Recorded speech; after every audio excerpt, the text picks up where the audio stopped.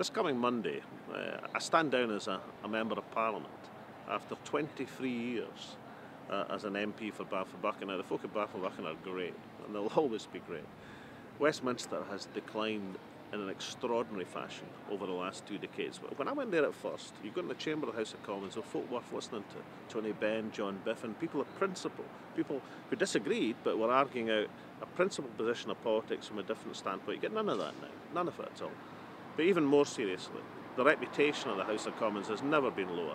It's like the 90s and John Major and all that backs to basic stuff, amplified 10 times over.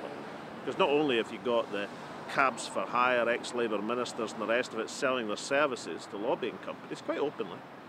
Well, didn't know it was open, but we were pretty blatant about it. But you've also got this whole issue of expenses. They're going to have debates which they're keeping the SNP out of. They're trying to keep us away from the big debates. And the three party leaders, each one of them of the three major parties at London, have had to give money back after Sir Thomas Legge examined their expenses. Obviously anybody can make a mistake, but in the case of the Prime Minister, it's £12,000 worth of mistakes.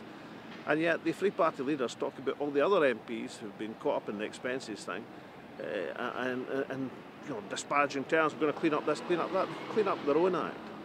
It's an extraordinary situation when so many MPs have fallen so low in public esteem. And the contrast I'd just like to make is with this building behind me, this building here. Now, listen, the Scottish Parliament is not perfect.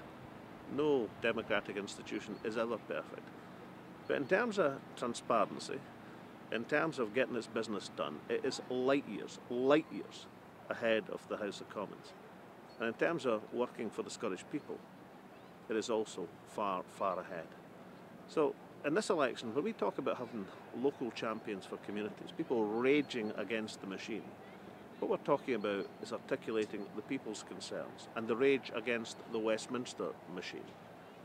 And we're also talking about having national champions of Scotland. So hopefully, if we get a group, a squad, or block of SNP MPs put into Westminster, hopefully in a balanced Parliament situation, then they'll be able to get Scotland up the priority list, but not just gain things for Scotland, protect Scottish spending, but also articulate the concerns of the people to be genuine local and national champions for Scotland.